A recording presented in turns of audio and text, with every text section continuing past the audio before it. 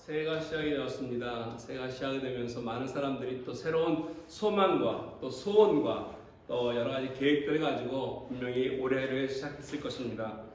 그러나 새해를 바라보면서 나가는 많은 사람들이 마지막에 가서 똑같은 결과를 얻는 것은 아닌 것 같습니다. 인생을 살아가면서 인생에 펼친 많은 일들을 우리가 결정을 하고 또 그 가운데 선택을 하고 그러면서 살아가는데 인생을 바라보는 그 시야가 사람마다 많이 다릅니다.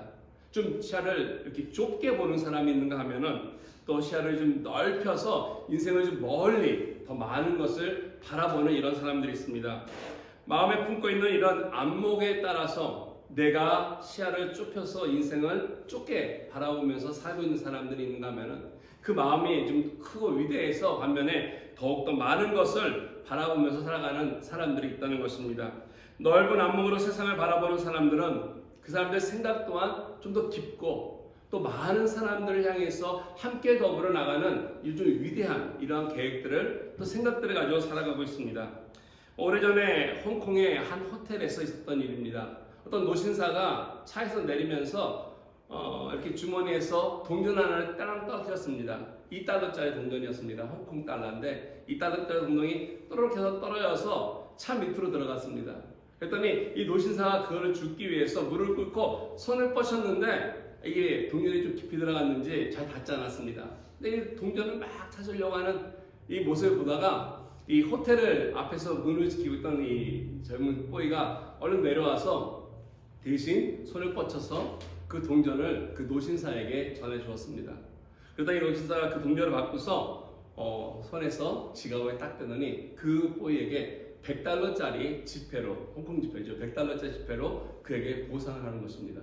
그랬더니 이 사람이 깜짝 놀라는 거죠. 아니, 주어드린 건 2달러짜리인데 자기한테 100달러를 주더니 의아해가지고 찾아보니까 그 노신사가 이렇게 얘기합니다. 여기에 있는 것은, 이 돈이라고 하는 것은 이렇다 얘기하면서 그 돈의 가치가 액면 그대로 쓰여지는 것이 아니다라는 것을 이야기합니다. 2달러짜리가 여기 있었지만은 2달러짜리를 가만히 두었으면 분명히 저것은 하수구에 흘러서 결국 낭비가 되는 그런 돈이었겠지만 오늘 내가 당신에게 주어지는 이 100달러는 이거에 비해서 큰 돈이지만 성실한 자에게 주어지는 보상이기 때문에 결코 아까운 돈이 아니다라고 하는 말을 했다는 것입니다. 아무리 작은 돈이라도 의미가 없이 쓰여질 때는 낭비입니다. 그러나 비록 큰 돈일지라도 사람을 위해서 바로 투자가 된다면 이 돈에 대한 가치를 통해서 많은 일을 할 수 있습니다. 이 이야기를 한 사람이 바로 리자청이라고 하는 노신사입니다. 근데 이 사람은 이제 중국식 이름으로는 리카싱이라고 부르는데 홍콩 최대 기업인 정콩그룹의 회장님이십니다. 이분이 가진 순자산만이 얼마냐면 290억 달러고 홍콩에서 지금 제일 큰 부자입니다. 그는 그럼에도 불구하고 양복을 사가지고 8년에서 10년 이상 입고요. 자동차도 럭셔리한 게 아니라 낡은 자동차를 타고 다니고요. 호화주택에 살아본 적이 한 번도 없습니다. 물론 술, 담배, 도박, 유인 같은 거 절대 하지 않습니다. 자신을 위해서는 어떻게 보면 좀 인색할 정도로 돈을 좀 아끼는 그러한 분인데 다른 사람을 위해서는 정말로 아낌없이 자기가 갖고 있는 모든 자산을 투자하는 그러한 분이십니다. 베이징, 난징, 위양, 천진, 탄진, 시양, 광저우, 충청 그리고 홍콩 등의 많은 젊은이들을 위해서 대학교를 이분이 세웠고 중국인들에 위해 그 교육의 활성화에 앞장선 분이라고 알려져 있습니다. 베이징의 최대 광장으로 자랑하고 있는 이 동방광장이라고 있는 것이 있는데 이것 또한 이분이 세운 것입니다. 뿐만 아니라 마지막 뉴스는 어떻게 들었냐면 은퇴하셨음에도 불구하고 이분이 자기 갖고 있는 모든 자산을 가지고 지금 영국 런던의 주변에 많은 부지를 지금 구입하고 있다는 것입니다. 그 이유는 왜 그러냐 하면은 아시는 대로 몇 년 전에 홍콩에 국가보안법이 통과되었지 않았습니까? 그래서 많은 이 홍콩 사람들이 불안해하면서 뭐를 계획하고 있냐면 망명을 계획하고 있습니다. 그 가운데 많은 젊은이들이 있는데 이 젊은이들이 런던에 와서 거주할 수 있는 홍콩타운을 그가 예상을 하면서 적어도 30만 명 이상이 함께 거주할 수 있는 큰 땅을 그가 구입해서 그리고 계획해서 지금 건설하고 있다는 것입니다. 얼마나 큰 넓은 그리고 멀리 바라보는 이런 안목이 갖고 있는 존재인지 모르겠습니다. 큰 인물입니다. 우리에게 똑같은 여러 가지 조건들이 주어졌다 할지라도 어떤 마음을 품고 사느냐에 따라서 내가 큰 일을 할 수도 있고요. 또 반면에 내가 작고 좁게 인생을 살아갈 수 있습니다. 저와 여러분들이 이 땅을 살아가면서 크건 또 많건 간에 가장 좋은 것은 내가 갖고 있는 어떤 범주를 넘어서서 좀 더 하나님 앞에 많은 것을 투자할 수 있는 큰 그림을 내 마음속에 가지고 인생을 살아가게 된다면 우리 또한 하나님을 통해서 크고 놀라운 일들을 이루며 살아갈 수 있을 것입니다. 이런 측면에서 우리가 인생을 살면서 내 마음속에 무엇을 품고 사느냐, 내가 무엇을 계획하고 사느냐, 무엇을 바라보면서 사느냐는 매우 중요한 것 같습니다. 결론부터 말씀드리자면 저와 여러분들은 바로 예수님을 따르는 제자로서 세상과 구별된 자로서 우리 마음속에 품고 살아야 할 것이 있다면 바로 하나님의 나라라는 것입니다. 일생을 바쳐도 괜찮을 만큼 내 인생을 다 거기에 헌신하고 투자해도 전혀 아깝지 않을 만큼 하나님 앞에 드려지는 이 큰 그림, 한 번을 살아도 바르게 살아서 정말로 하나님 앞에 영광 돌릴 수고자 하는 이런 하나님 나라야말로 저와 여러분들이 추구해야 할 최대의 가치며 또 영원한 가치이기 때문에 그렇습니다. 오늘 제가 여러분들이 하나님 나라라고 하는 이 큰 그림을 우리 마음속에 좀 품고 2024년을 나갔으면 좋겠습니다. 그래서 저희 교회 올해 표어가 하늘의 뜻을 따르는 교회입니다. 하나님의 뜻을 따라서 큰 그림을 가지고 우리 마음속에 품고 나가기 위하면 우리가 해야 할 역할들이 있을 텐데 오늘 본문 말씀이 이 귀한 역할에 대해서 우리에게 소개해주고 있습니다. 오늘 말씀 1절과 2절에 보시면 마게도냐 교회가 했던 일에 대해서 얘기하는데 그들이 연보를 했다라고 성경이 이야기하고 있습니다. 여기 마게도냐 교회라고 하는 것은 다른 것이 아니라 그리스 북쪽에 있는 이 발칸 반도에 있는 많은 교회들을 얘기하는데 이 헬라 교회들이죠. 대표적으로 빌립보 교회가 있고요. 데살로니가 교회가 여기에 해당되고 베레아 교회도 여기에 포함합니다. 근데 오늘 말씀 보니까 이 교회들이 풍성한 연보를 했다라고 기록하고 있습니다. 연보라고 하는 말 여러분 잘 아실 것입니다. 연보가 무엇입니까? 오늘날에는 이 연보라고 하는 말을 잘 안 쓰고 이거를 대신해서 쓴다는 거 헌금이라고 하는 말씀으로 헌금이라는 단어로 대치해서 우리가 사용하고 있습니다. 근데 원래 이 연보라고 하는 말의 뜻은 이렇습니다. 단순하다, 진실되다 그런 뜻을 가지고 있는데 다른 말로 하면 내가 계산하지 않고 따지지 않고 하나님께 드리는 것을 연보라고 불렀다는 것입니다. 이게 물질이 되건 사람이 되건 시간이 되건 하나님께 드려지는 거 내가 계산치 않고 진실된 마음으로 드리는 것을 연보라고 얘기합니다. 그래서 스페인어 성경이나 영어 성경에 오면은 이렇게 나오지 않습니까? generosity 또 스페인어 성경도 이렇게 얘기합니다. 헤네로시다라고 여기다를 번역했어요. 그래서 우리는 연보인데 이 좀 관대하다 또는 이것을 베푼다라고 하는 의미를 담아서 번역을 해놨습니다. 즉, 이 마게도니아에 있는 교회들이 하나님 앞에 너그러움을 가지고서 관대하게 베풀었다라는 것을 오늘 얘기하고 있습니다. 초대교회에서는 아마 이런 연보를 통해서 모아진 것을 가지고 목회자들이나 또는 여러 가지 어려운 자들을 돕는 그런 용도로 사용이 되었을 것입니다. 왜냐하면 유대인들이 그렇게 했기 때문에 그렇습니다. 우리 잘 아는 대로 누가복음 21장에 보면은 성전들이 있고 여인들의 뜰 가운데 연보궤가 있었음을 우리는 알 수 있습니다. 옛날 성경에는 연보궤라고 나와 있는데요. 이 개역 개정을 하면서 이게 헌금함으로 이렇게 바뀌었습니다. 단어 바뀌었는데 거기에 보면은 예수님께서 그 연보궤에 가까이 와서 자기가 갖고 있는 모든 것을 내었던 가나안 여인이 기억하실 것입니다.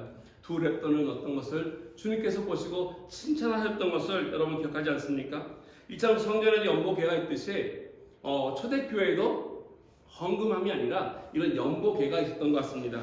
그래서 어떻게 보면 헌금과 비슷한 의미로 사용됐지만 오늘 바울이 말씀에서 하고 있는 것은 그렇습니다. 사실 이 연보를 이 마게도냐 교회들이 모아서 하고자 했던 것은 예루살렘에 있는 교회를 위한 구제금을 모으고 있었던 것이 오늘 본문에서 말씀해 주고 있는 것입니다. 이것을 구제금이라고도 얘기하고 어떤 사랑의 헌금이라고도 어떤 신학자들은 부르고 있습니다. 예루살렘 교회에게 왜 이런 구제금이 필요했을까요? 예루살렘 교회는 전통적으로 좀 가난한 교회였던 것 같습니다. 왜냐하면 모여있던 사람들이 여러 곳에서 왔었고요. 좀 가난한 사람들이 많이 있다 보니까 여러 가지 모로 물질이 필요했던 것 같습니다. 더군다나 AD 46년에 보면은 클라우디오 황제 때 기근이 찾아와서 정말 예루살렘에 있는 많은 사람들이 기근으로 인해서 생활하기도 어려울 정도로 그들에게 힘든 그러한 삶을 살았던 사람들이 바로 예루살렘 성도였습니다. 그러다 보니까 예루살렘 교회를 위해서 우리가 사도행전에 보면은 11장에 보면은 바울과 바나바가 예루살렘에 갈 때 이 연보를 통해서 모아진 구제금을 가지고 찾아가지 않습니까? 아마 일찍부터 바울은 이처럼 예루살렘 교회를 잊지 아니하고 자기 모교도 아님에도 불구하고 그 교회를 잊지 않고 그 교회를 구제하고 돕는데 많은 일을 했습니다. 근데 특별하게도 이 일을 한 번에 그친 것이 아니라 그가 다니는 모든 아시아 지역과 더불어서 복음을 전하는 곳곳마다 가서 많은 교회들 하여금 이와 같은 구제헌금에 동료하도록 동참하도록 그들에게 권면하고 격려했다는 것입니다. 오늘 본문에 보시면 마찬가지로 고린도 교회에게 똑같은 이 권면하고 있는 것을 볼 수 있습니다. 6절에 보시면 이렇게 나와 있습니다. 그러므로 우리가 디도를 권하여 그가 이미 너희 가운데에서 시작하였은즉 이 은혜를 그대로 성취하게 하라 했다. 오늘 말씀을 이미 우리가 몇 번 살펴봤지만 사도 바울이 디도를 고린도 교회에 보낸 이유는 그 마음속에 품고 있었던 그 아픔과 어려움 때문에 눈물에 편지를 써서 그들과 좀 화해하고 하나님께 돌아오자 하는 이러한 목적을 가지고 편지를 써서 보내지 않았습니까? 근데 이 편지만 가지고 간 것은 아닌 것 같습니다. 오늘 말씀해 보니까 또 다른 목적이 있는데 그것은 바로 이와 같은 헌금을 그들이 모으기 위한 목적 또한 있었음을 우리가 알 수 있습니다. 우리가 오늘 읽지 않았지만 이어지는 10절 말씀에 보면 이미 그 교회가 이와 같은 헌금을 모으기 시작한 것이 벌써 1년 전서부터 있었다고 하는 사실을 우리는 알 수 있습니다. 그러니까 그때부터 모은 것이 아니라 꽤 오래됐다는 것이죠. 그런데 아마도 고린도 교회에 여러 가지 분쟁도 있었고 또 문제가 일어나다 보니까 그렇게 헌금을 그러니까 연보를 모으는 일이 흐지부지 되고 이러다 보니까 다시 디도를 통해서 이 헌금을 좀 권면하고 좀 독촉했던 것 같습니다. 왜 사도 바울은 이처럼 고린도 교회를 비롯해서 많은 교회들을 향해서 또 그가 방문하면서 세웠던 교회에게 예루살렘 교회를 위해서 이와 같은 헌금을 모으게 했을까요? 다시 나중에 말씀드리겠지만 사실 오늘부터 시작하는 8장, 고린도서 8장 그리고 9장은 헌금에 대한 이야기가 정말 많이 나옵니다. 아마 신약성경 중에 헌금에 대한 메시지가 가장 자세하게 많이 기록된 부분일 것입니다. 그래서 많은 목사님들이 이 8장, 9장을 다 얘기하지 않고 가끔가다 1년에 한 번씩 헌금 설교한다고 해서 몇 가지 본문을 택해서 설교를 하고 교인들과 나누는 경우가 있습니다. 그런데 이와 같이 긴 이야기를 바울이 헌금에 대해서 이야기하는 이유가 돈 때문이만은 아닐 거라고 저는 생각이 듭니다. 아마 여러분도 그렇게 생각하실 것입니다. 바울의 성격상 지금까지 해온 사역을 봐서 돈이 필요해서 돈을 강구하기 위해서 그들에게 이야기했을까? 그렇지 않을 것입니다. 오늘 바울이 물론 헌금을 독려하고 권면하고 있습니다. 돈을 모으기 위한 것은 있는데 사실 다른 이유가 있음을 우리가 이 서신서뿐만 아니라 다른 서신서를 보면서 조금 더 바울의 큰 안목을 좀 바라봐야 할 필요가 있습니다. 그래서 저와 여러분들이 드려지는 헌금 또한 마찬가지로 단순히 우리 교회만을 위해서 사용하는 것이 아님을 우리가 좀 배우고 알아야 할 필요가 있다는 것입니다. 어떤 이유가 있었냐면은 바로 사도 바울은 이 헌금을 통해서 선교의 완성이 이루어진다라고 그는 확신했던 것 같습니다. 예루살렘 교회가 예루살렘에 유대인들이 있는 교회가 있었고요. 그리고 이방인 교회가 많이 있었습니다. 근데 이 이방인들의 교회와 예루살렘 교회가 하나가 되어서 하나님의 나라를 이뤄가는 이와 같은 그림을 오늘 바울은 잘 알고 있었습니다. 필요하다는 것입니다. 이방인들과 예루살렘에 있는 유대인들이 서로 다른 부류가 아니라 하나님 나라를 함께 이뤄가서 하나가 되어야 할 하나님의 백성임을 그는 잘 알고 있었습니다. 그래서 예루살렘에서 비록 하나님의 복음이 시작이 되었고 출발이 되었습니다. 그래서 이 예루살렘을 통해서 복음이 세계 곳곳으로 나가는 것은 분명한 것입니다. 그래서 하나님 나라를 이루는 데 있어서 어떻게 보면은 예루살렘이라고 하는 이 지역과 이 교회가 매우 중요한 지역이라는 것이죠. 구속사적으로 좀 더 보면은 이렇습니다. 창세기도 우리가 쭉 보면서 하나님께서 하신 일들 보면 우리 인간, 우리 인류 문화, 역사 가운데 일어난 놀라운 사건 두 가지가 있습니다. 그 중에 하나가 바로 창세기 12장에 있는 사건인데요. 이것은 시내 평지에서 일어났던 바벨탑 사건이라는 것입니다. 우리 이건 모든 인류들에게 주어진 역사인데요. 그리고 두 번째는 바로 예루살렘에서 일어났던 사건이 또 하나 있습니다. 그건 바로 오순절 사건입니다. 시내 평지에서 일어났던 그 옛날에 있던 이 사건과 예루살렘에 일어났던 오순절 성령 강림 사건이 무슨 연관성이 있을까라고 생각해 볼 수 있겠지만은 이 두 사건이 매우 밀접한 관계가 있다는 것입니다. 창세기 11장에 보시면 바벨탑 사건이 나오는 거 여러분 잘 아실 것입니다. 시내 광야에서 평지에서 이 바벨탑을 쌓기 시작했는데 그 이유는 이 시내 평지라고 하는 것이 유브라데 강과 티그리스 강 사이에 있는 아주 좋은 옥토와 같은 그러한 비옥한 평지였습니다. 사람들이 함께 모여서 거기서 했던 일이 무엇입니까? 탑을 쌓기 시작했지 않습니까? 그 이유는 내가 하나님까지 올라가겠다라고 하는 하나님을 향한 그들의 마음이었던 것입니다. 이 땅에서 벌어진 일을 통해서 그들이 하나님 앞에 탑을 쌓아서 우리의 이름을 알리기 위해서 올렸는데 이것이 바로 바벨탑이라고 우리에게 알려져 있습니다. 성경에 보면 이 바벨이라고 하는 뜻이 혼돈 또 혼미라고 나오는데 사실 더 원어에 보면은요 더 가까이는 바벨이라고 하는 뜻이 하늘의 문이라고 하는 것입니다. 우리가 하늘까지 올라가서 그 문을 열겠다는 것이죠. 하나님의 위치까지 올라가겠다고 하는 우리 인간들의 야망과 야심이 그 가운데 있었습니다. 인간들이 함께 모여서 이 바벨탑을 쌓을 때 쌓아가지고 높이 올라가려고 할 때 그 인간들에게 우리에게 주어진 결과가 있는데 두 가지입니다. 하나는 무엇이냐면 결국 하나님께서 모든 인간들이 한 곳에 모인 것을 흩으셨다는 것입니다. 모든 것을 흩었습니다. 하나님의 언어를 혼잡하게 하시는 바람에 그들이 말이 소통하지 않고 문화가 달라지기 시작하면서 여러 민족으로 열방으로 나눠지게 되었습니다. 이와 같이 처음에 하나님께서 흩으셨는데 이 흩으신 사람들이 흩어진 것이 아니라 나랑 말이 똑같은 사람, 생각이 똑같은 사람, 그래서 같은 문화를 이루는 사람들 통해서 무엇이 생겼냐면 열국들이 생겼다는 거죠. 나라들이 생겼습니다. 자, 나라들이 생기니까 이 지구상에 어떤 일이 있었냐면 전쟁이라고 하는 우리들의 인간의 욕심을 내서 남의 것을 취하고자 하는 강취하고자 하는 이런 마음으로 전쟁이 우리들에게 오기 때문에 결국 이걸로 인해서 우리에게 고통과 아픔과 슬픔이 우리 인간들에게 더욱더 크게 주어진 것입니다. 이 사건을 계기로 해서 이와 같은 일만 일어나는 것이 아니라 우리가 흔히 아는 대로 바벨탑을 통해 바벨론 종교라고 하는 것이 생겼습니다. 단순히 그들의 힘만 자랑하려고 모은 것이 아니라 이것은 하나님을 대적하고자 했던 그들의 영적 반항이라고 할까요? 하나님을 향한 이런 종교가 그들에게 주어진 것입니다. 그래서 우리가 이것을 흔히 바벨론 종교라고 얘기하는데 하나님을 대항하는 모든 자세들, 하나님을 적대시하는 모든 종교를 우리는 바벨론 종교라고 통칭으로 명칭하고 있습니다.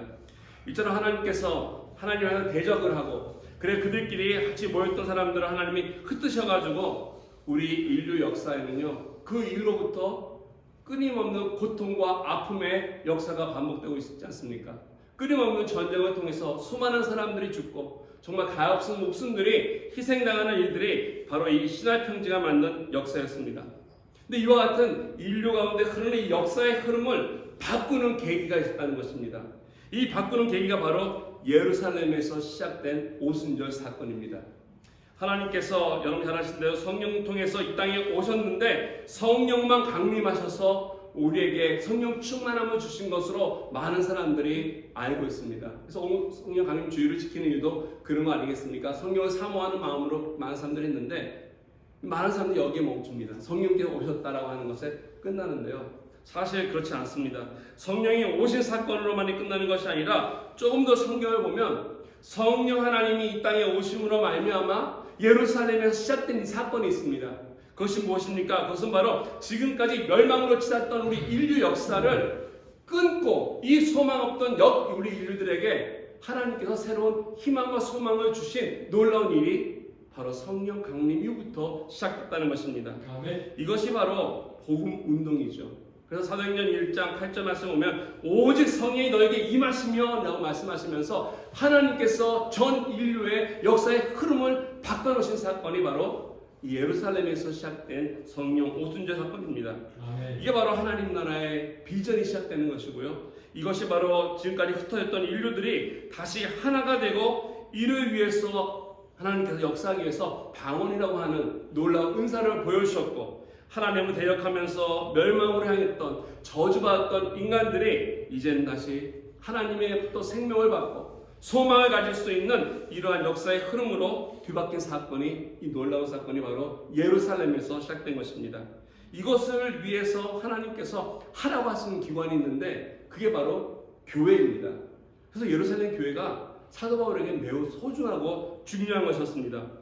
본질적으로 교회라고 하는 것은 우리끼리 함께 잘 먹고 잘 살고 하나님만 예배드리기 위해서 있는 것이 아니라 이 교회를 통해서 하나님의 놀라우신 이 선교의 사역이 시작되는 선교 공동체라는 것입니다. 이게 바로 교회를 세운 목적이고 이게 구속사적으로도 맞다는 것입니다. 옛날에 하나님께서 이스라엘을 통해서 많은 열방들이 하나님을 알게 했다면 지금은 교회를 통해서 이제 이 구원의 역사를 이루신 하나님을 많은 사람들이 알게끔 하는 이 선교 공동체로 세우신 것, 이것을 바로 사도 바울은 이 흐름을 성경을 통해서 알고 있었다는 것입니다. 하나님 나라가 이루어지고 온 열방들이 다시 하나님께 돌아와서 하나님을 찬양할 수 있는 이 날을 그는 기대하고 그리고 확신하고 있었습니다. 그래서 이방 교회들을 하여금 예루살렘 교회를 잊지 아니하도록, 그래서 예루살렘 교회를 향해서 그 예루살렘 중심이 되어서 그를 향해서 함께 마음을 나눌 수 있도록 헌금을 그들에게 모금하도록 권면했던 것입니다. 실제로 우리 사도행전 22장에 보시면은 AD 57년에 바나바와 바울이 예루살렘을 방문하면서 헌금을 가져가지 않습니까? 이 헌금을 가져가는 그 길이 순탄치 않았습니다. 그냥 배 타고 걸어서 가서 전달한 것이 아니라 목숨 걸고 이 헌금을 전했다는 사실을 우리가 알 수 있습니다. 아니 헌금 하나 전하기 위해서 예루살렘까지 가는데 목숨까지 걸 일이 필요가 있었을까? 아니죠. 바울은 그 일을 꼭 해야만 했습니다. 왜 그렇습니까? 이게 바로 선교의 문을 여는 시초기 때문에 그렇습니다.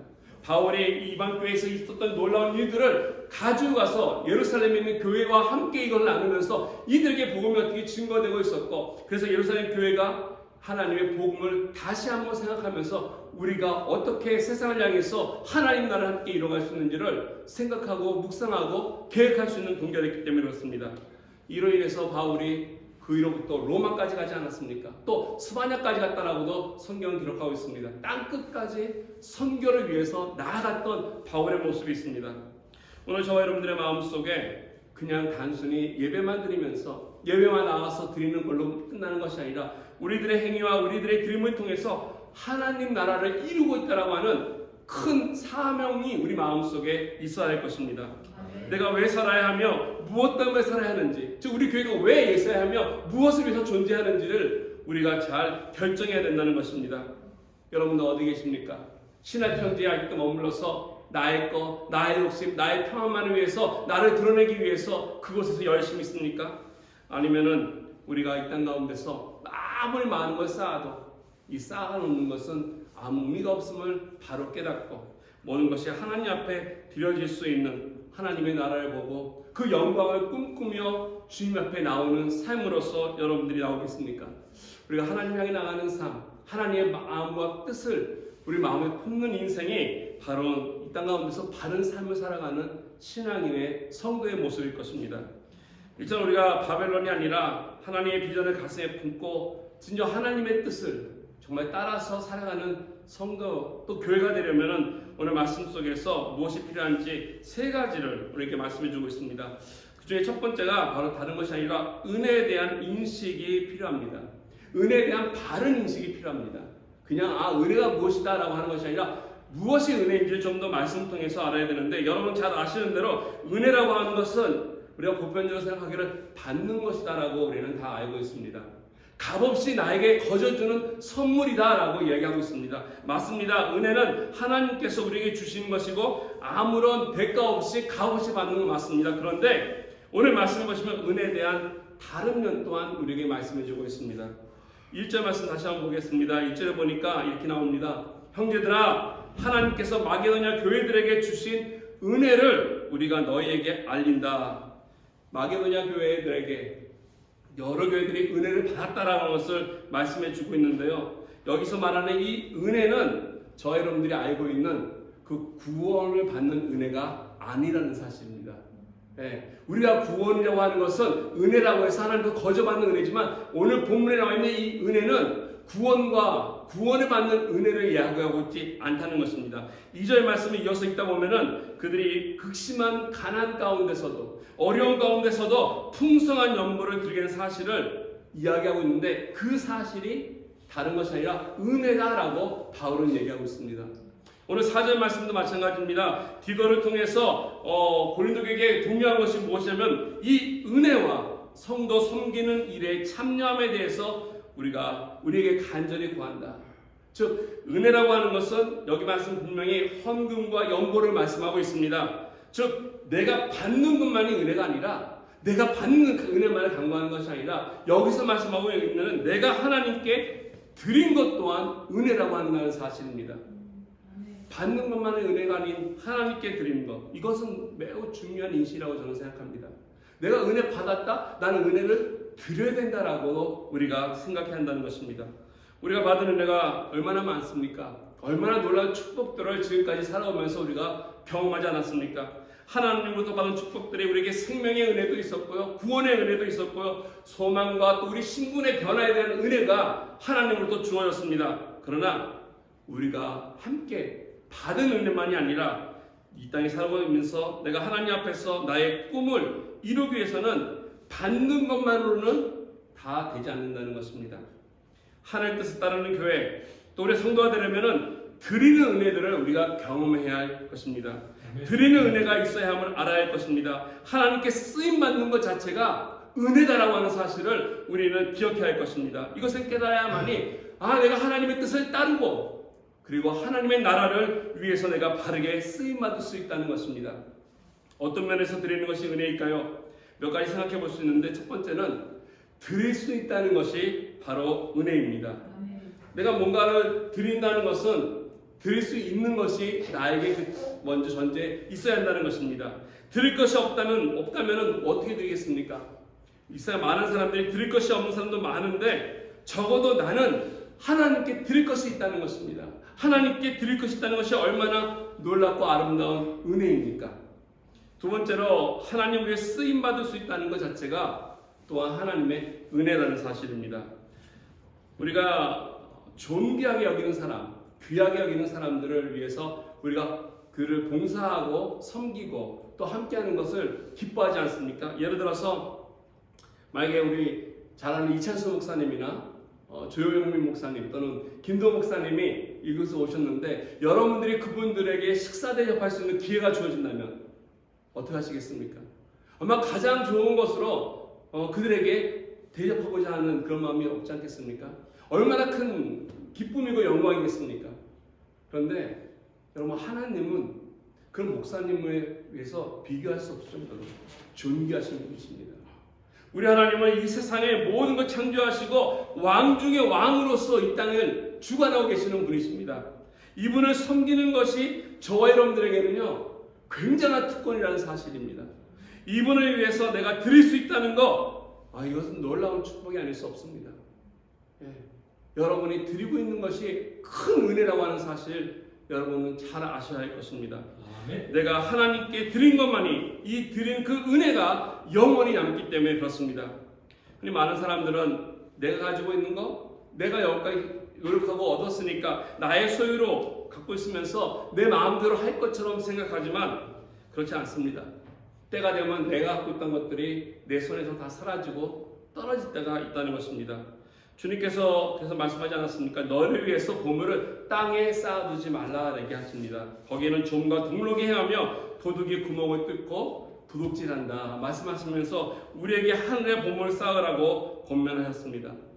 하늘에 우리가 우리의 것을 드리는, 투자하는 이러한 지혜로운 인생이 될 때 하나님께서 우리를 기뻐 받으시고 우리를 통해서 쓰임 받기를 우리가 원한다면 우리는 이제 드리는 것에 대한 기쁨의 은혜가 있어야 할 것입니다. 받는 것만이 은혜가 아니라 받는 것만이 은혜라고 생각한다는 사람, 내가 받아야만 한다는 사람은요 아직도 이기주의적인 이 마음에서 벗어나지 못하는 사람입니다. 이 이기주의를 넘어설 수 없기 때문에 자기의 삶의 범주를 뛰어넘지 못하기 때문에 넓게 쓰임받지 못할 것입니다. 그러나 드린다는 것, 하나님께 드려진다는 것, 이게 또한 은혜라고 하는 사실을 우리가 깨닫기 시작할 때 내 마음속에 하나님을 향해서 과감하게 드릴 수 있고요, 내 마음에 아끼지 않냐고 하나님을 향해서 하나님의 나라를 위해서 우리들의 인생을 바칠 수 있을 것입니다. 이런 면에서 받음의 은혜에만 머무지 마시고 이제는 드림의 은혜를 여러분의 삶 속에서 체험하며 하나님의 뜻을 따르는 성도로 살아가기를 주님의 이름으로 축원드리겠습니다. 아멘. 두 번째로 우리가 하나님의 뜻을 따른 성도가 되려면 헌금에 대한 바른 인식을 우리는 또 가져야 할 것입니다. 우리가 은혜를 잘 알게 되면, 그 은혜를 잘 받게 되면 우리가 드리는 것이 많지 않습니까?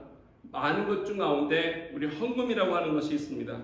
솔직히 성경 보다가 또는 이렇게 설교를 듣다가 헌금에 대한 설교를 많이 사람들이 즐겨 찾아 듣지는 않습니다.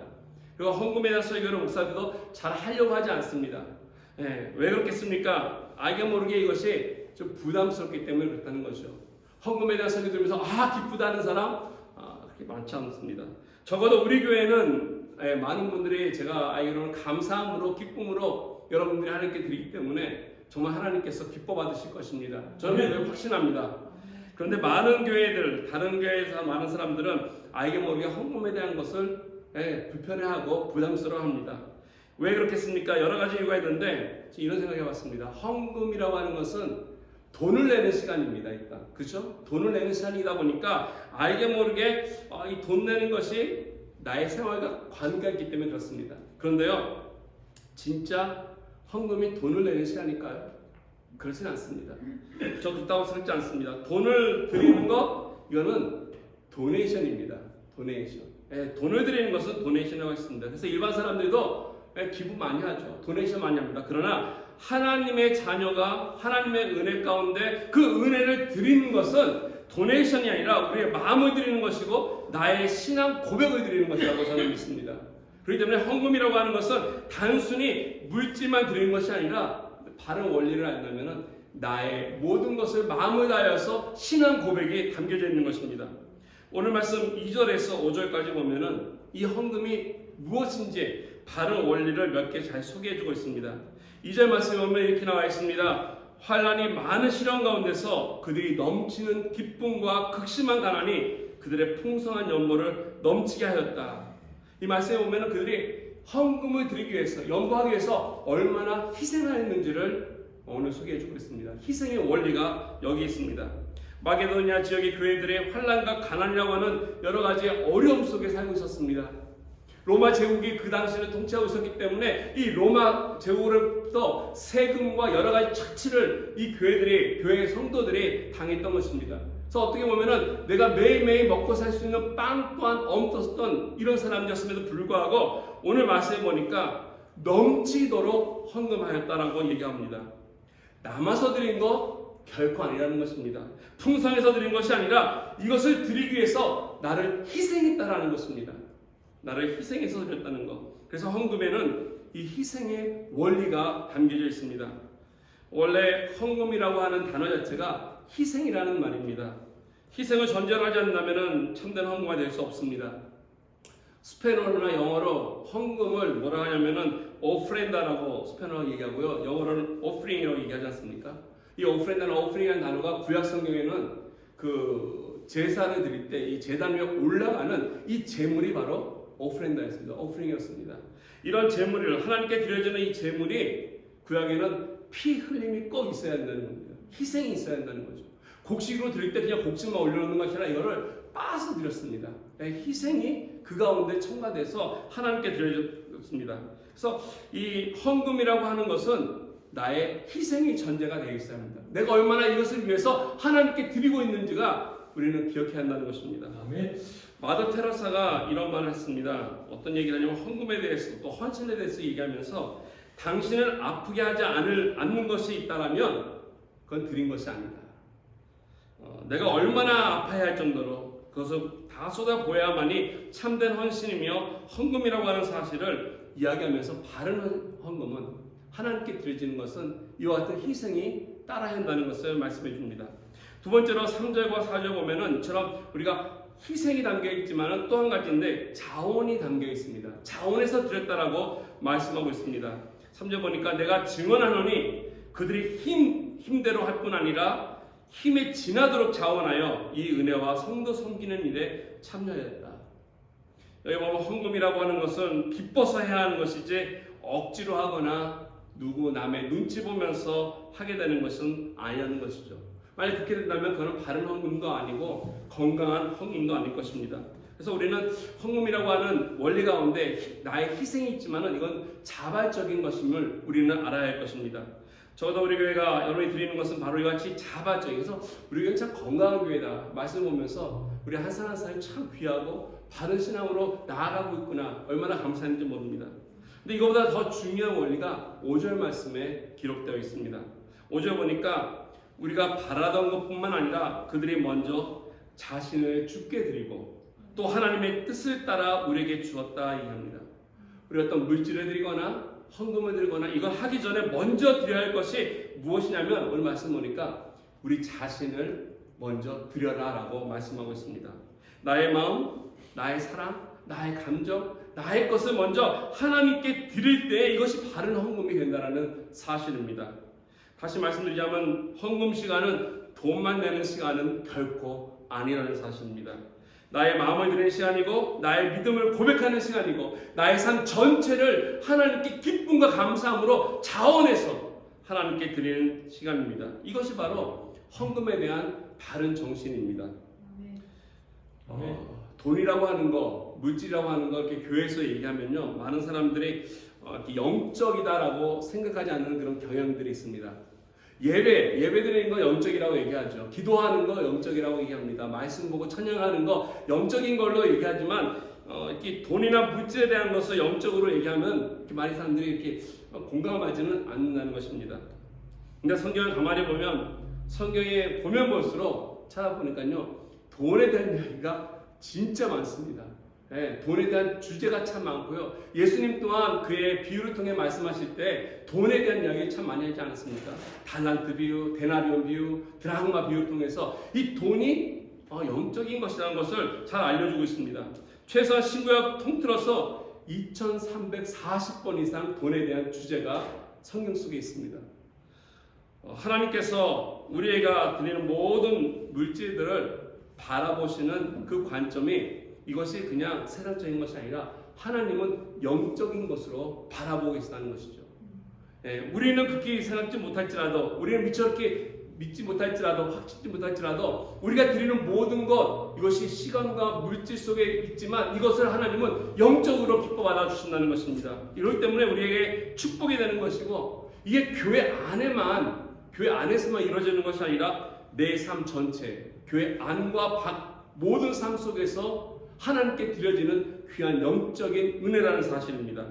이런 측면에서 저와 여러분들이 바른 청지기가 되어서 물질뿐만 아니라 내 삶 속에 있는 삶 자체 또한 하나님 앞에 바르게 드려야 할 것입니다. 예전에 신학교 공부하면서 기독교 윤리학을 공부할 때 우리 교수님이 했던 말씀이 늘 벌써 기억이 납니다.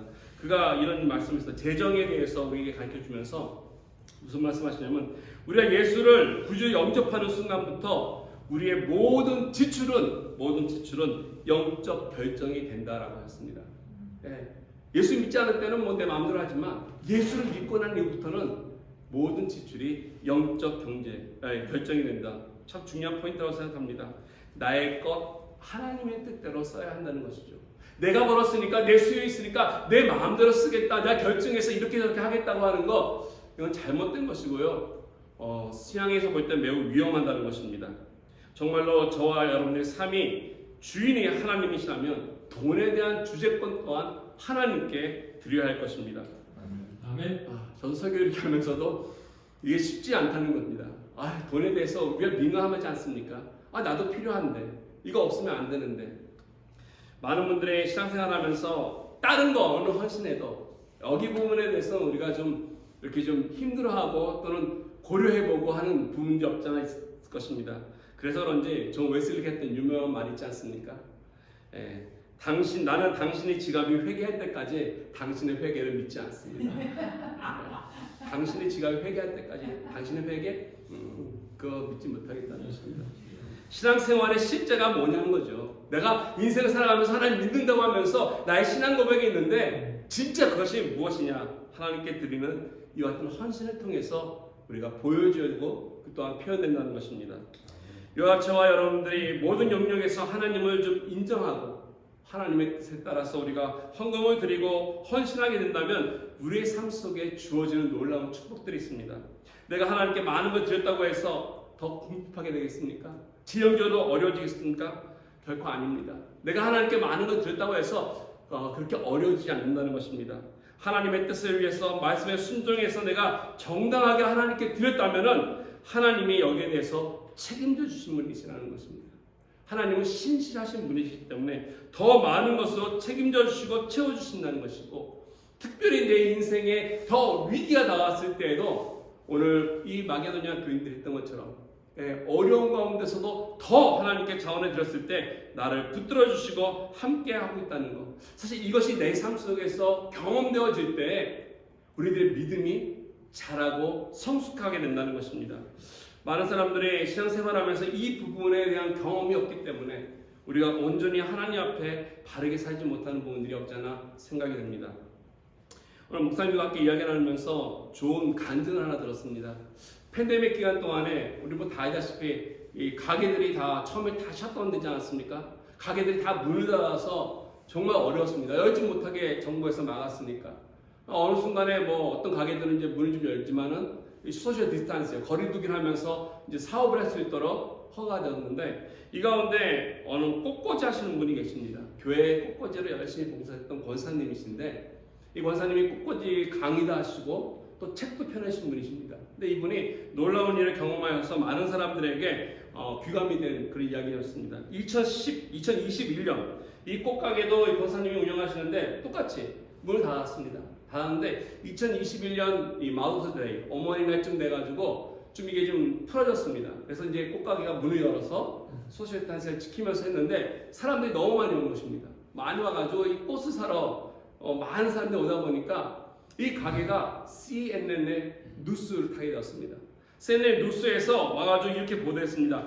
LA 다운타운에 있는 글로리아 플로어샵이 지금 소셜 디스턴스를 지키고 있지 않다 하면서 사람이 바글바글한 거를 찍어서 그거를 뉴스를 내보낸 것입니다. 물론 좋은 의도로 나간 것은 아니었습니다. 왜냐하면 뭐 너무 많은 사람들이 있다는 거, 그 위험을 지적하기 위해서였죠. 그런데 대단한 일이 일어났습니다. 무엇이겠습니까? 이것 때문에 온 세상 사람들이 글로리아 꽃집이 어디 있는지를 다 알게 됐다는 것입니다.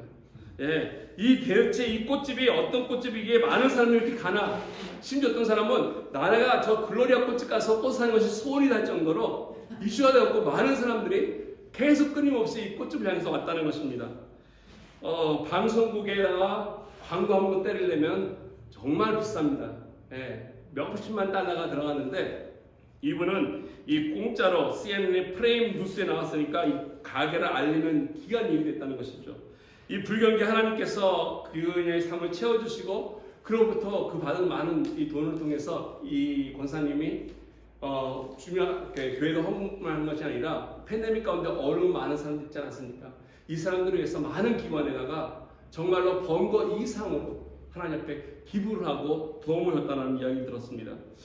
우리가 신앙생활하면서 그렇습니다. 사람들의 눈에는 안 될 것 같아, 힘들어, 어려워. 그러나 믿음으로 그 가운데 가는 사람들, 하나님께 드리는 것을 기뻐하는 것, 그렇다면 그 삶의 현장 속에서도 이와 같이 하나님의 은혜를 만나는 경험들이 저와 여러분들에게 있어야 할 것입니다. 신앙이 그냥 말로 하는 어떤 추상적인 것이 아니기 때문에 그렇습니다. 신앙을 살아가면서 그 하나님을 내가 살면서 경험하는 것이 신앙이기 때문에 그렇습니다. 이런 면에서 저와 여러분들이 하나님 나라를 마음에 품고 하나님의 뜻을 이루기 위해서 살기 원한다면은 바로 하나님 앞에 인생을 바로 투자하면서 우리의 헌금이 물질이 바른 것에 사용되기를 가장 기뻐하신다는 걸 알고 들으시기 바랍니다. 만약 세 번째로 우리가 하나님의 뜻을 따르기 원한다면 사랑에 대한 바른 인식 또한 우리에게 필요합니다. 날 사랑하신 하나님의 사랑이 어떤 사랑인지 이것을 내가 잊지 않고 계속해서 끊임없이 되새기고 또 되새기면서 감격해야 할 때 우리는 하나님 앞에 바른 헌신을 드릴 수 있다는 것입니다.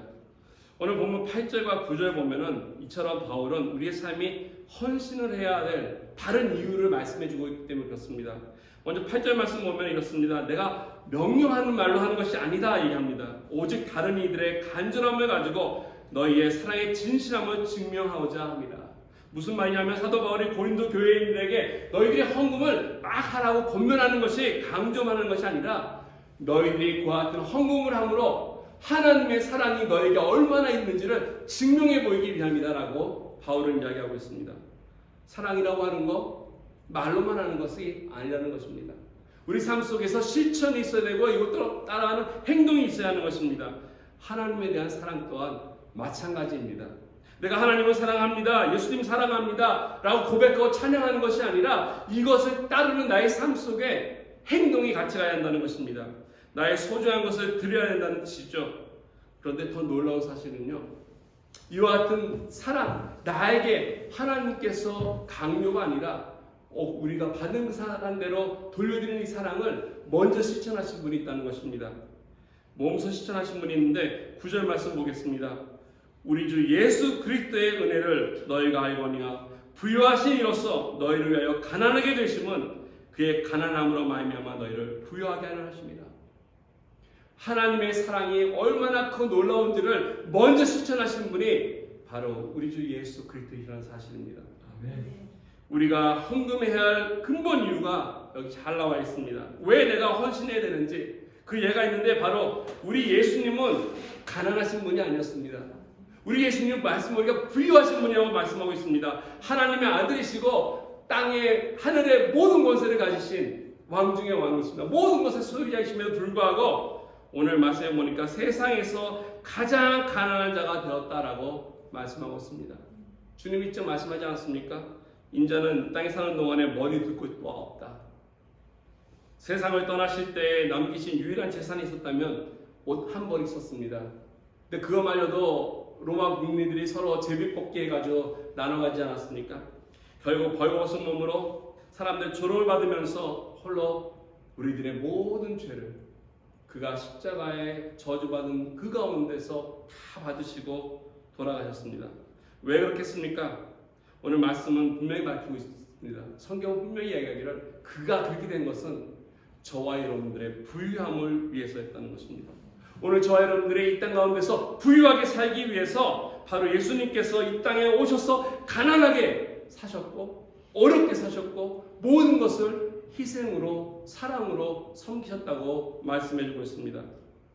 부유하게 된 이유가 무엇입니까? 우리가 생명을 얻고 그 부유함을 통해서 존귀함이 회복되고 이 땅 가운데서 사람답게 살 수 있도록 하나님의 은혜를 주신 것입니다.